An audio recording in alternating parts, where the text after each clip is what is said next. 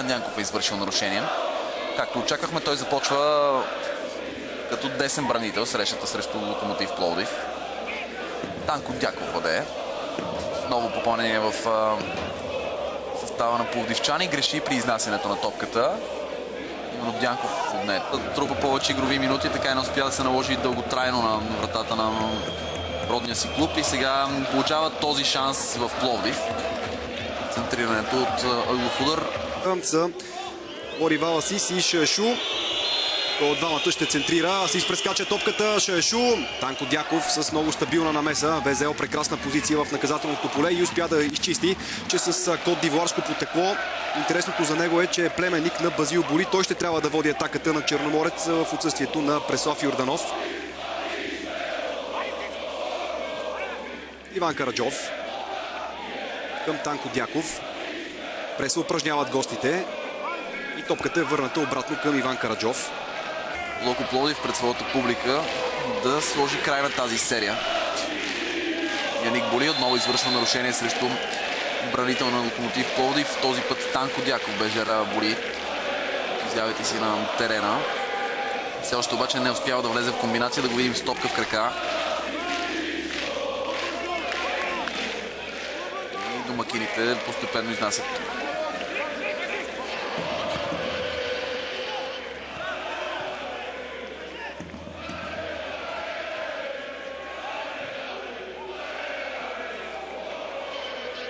Фланг. Много премерен, много точен. Шаешу може да комбинира с Мелконян. Не задържа топката и центрира. Там обаче снажният Танко Дяков дори трябваше да се наведе, за да играе с тази топка. Миналия уикенд. Първи матч като титуляр за Черноморец на арменския футболист. Сега отново Танко Дяков над всички с глава избива топката. Имаше ли там засада? Не. Няма такова отсъждане от съдийската бригада. Възможност за контрадействие на Лукават. Родригес. Лорива Асис изчисти топката на посоки. Танко Дяков играе с глава. Чиха домакините в изграждането на поредната си атака. И доста пространство на десния фланг за Черноморец. Бързо центрира на Шаешу. Топката я рикошира и отива в краката на Лорива Асис. Това обаче малко спокойна атака. Отново Боли притеснява бранителите в черно и бяло. Пелев изнася сериозна лекция на асистент рефер от близката страна Дилян Вълков. Струва ми се, че ако Емил Велев види повторението на ситуацията преди малко, едва ли ще бъде толкова гневен.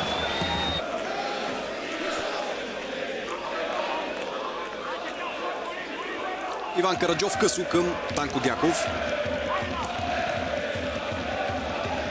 Изсипва топката централния защитник в наказателно. Си се пребориха. Сега Цонков разтяга играта надясно. Остро центриране по земя, което не доведе до опасност. Истина задача, между другото. Локомотив Пловдив ще успее ли отбора домакин да се възползва от временното си числено превъзходство. Танко Дяков. Днес е топката напред. След мача да имаме повече информация колко време ще отсъства от терените Траян Дянков. Ясно е, че става въпрос за разтежение в областта на подбедрицата. Ето как изглежда и съотношението с притежанието на топката. Повече от 30 минути игра. Локомотив Пловдив и Черноморец не успяват да си отбележат. По едно положение може да отличим за двата тима. Цонков стреля опасно с глава след корнер, когато Караджов изби. След това Локомотив Пловдив се добра до един удар към вратата на Стоян Колев, но той не предвещаваше толкова опасност. Неточно стреля Базил де Карвалио. Няколко минути по-късно. Сега Паланков. Интересно видя Яник Боли, че има пространство пред себе си. Паса обаче бе пресечен от Дяков. Гарантира оставане още поне за седмица на първото място в класирането на Лудогорец. Черноморец е само на 3 точки зад лидера, но има далеч по-сериозен тест днес. Танко Дяков греши при опита си да продължи атаката. Губи топката, след това Мелконян се хваща за главата и пада. Това подсети Станислав Тодоров да отсъди нарушение. Локомотив Пловдив успя на 2 пъти да застраши вратата на Стоян Колев в рамките само на минута. Направи впечатление обаче, че при двете опасни атаки се стигна до падане и търсене на съприкосновение, търсене на дуспа. Все още единственият удар, който остава в спомените ни е този на ниво и първия пролетен кръг, 17-я случая след отлагането. Сега да видим центриране от дясно, там добре е позиционирана отбраната на Локомотив Пловдив. Като наляво, където е Здравко Лазаров. Центриране на Лазаров. Добра намеса обаче там на резервата Пламен Димов. А сега Йонес Бенжелюн и Танко Дяков. Засилва се Здравко Лазаров. Директен удар, топката се отбива в напречната града. Шанс за Стоян Колев. След това обаче при добавката Танко Дяков взривява трибуните. Ето го и този момент. Няма промени в състава на Локомотив Пловдив. За това да си припомним набързо кои футболисти продължават двубоя. На вратата Иванка не е преминала. Чак сега Стоян Колев лови. Тодор Паланков, Самвел Мелконян, Лори Валасис, Венелин Филипов, Димитър Телкийски, Жереми Фопоре, Атиф Шешу и Яник Боли са останалите футболисти на Димитър Димит. С гола на Танко Дяков, 45-та минута. Локомотив Пловдив Черноморец 1-0.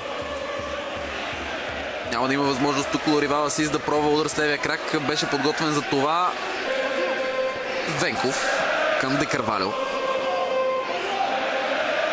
Добре градира Де Карвалио топката, но нямаше с кого да комбинира и върна назад към Танко Дяков. Сега отново Де Карвалио. Чудесно бързо Станислав Тодоров именно за това сега го предупреди. Изтекаха 3 минути добавено време за първата част и с това изтече и търпението на Станислав Тодоров, който сега възможност за атака и на Черноморец. Паланков хвърля топката на десния фланг, където Мелконян беше изпреварен.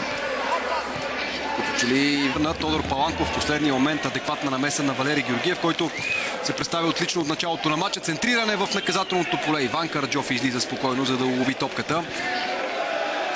Двубой между Светкавица и Литекс, 3-0. Георги Миланов бележи за Ловешкия клуб. Пореден успешен двубой на Христо Стоичков начало на тима.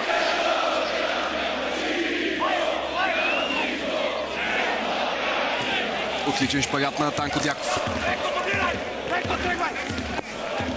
Тук почти не се забелязваше бразилския халф на терена. Сега Яник Боли бори се за топката. Отново има сигнал за нарушение. Карвалио решава да остави топката в игра, вместо да ни остави да излезе в тъч. Центрира остро, там обаче само Лазаров беше в наказателното поле. Сериозно предимство вече и в ударите към Локомотив Пловдив. Играта вече е подновена с дълга топка. Това е не лоша възможност. Чудесна игра обаче с тяло на Танко Дяков, който затвори пътя на Преслав Йорданов към топка. Пуснало пространство, какъв голям периметр трябва да покриват халфовете на тима, сред които и Тодор Паланков. Телкийски. Картон и може да остави отбора с човек по-малко. Някаква подобна постъпка. Много нерви в една никаква ситуация. Играта можеше да бъде продължена. Но като получи ретик с носа. Лори Валасис центрира. Ако искат да се тръгнат непобедени от стадиона тук, Бургазли трябва. Не е такова обаче положението, когато погледнем към резултата. Танко Дяков 45-та и Базил Де Карвалио в 76-та минута водят убедителния аванс на Локомотив Пловдив. Сега каква грешка? Яник Боли безумно, че отговорът на този въпрос по-скоро е положителен.